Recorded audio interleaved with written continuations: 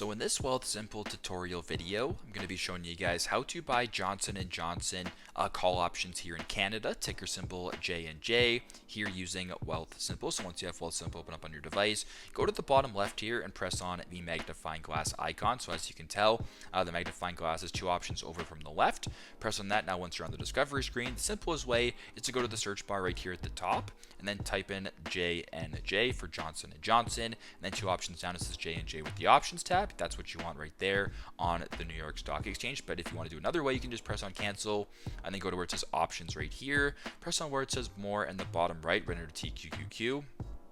Then just scroll down until you come across Johnson & Johnson. So for me right here, it says J&J.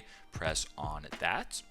Now, once you're here, if you want to go ahead and buy a call option for Johnson & Johnson, at the top here it says J&J will rise by. That's what you want to see. So you can go ahead and press on where it says rise to make sure that call option is checked. So once that is done, press on call option. Now, if you want to change the expiry date, press on September 29th for me right here at the top. And then you can change the expiry date to whatever date that you wish.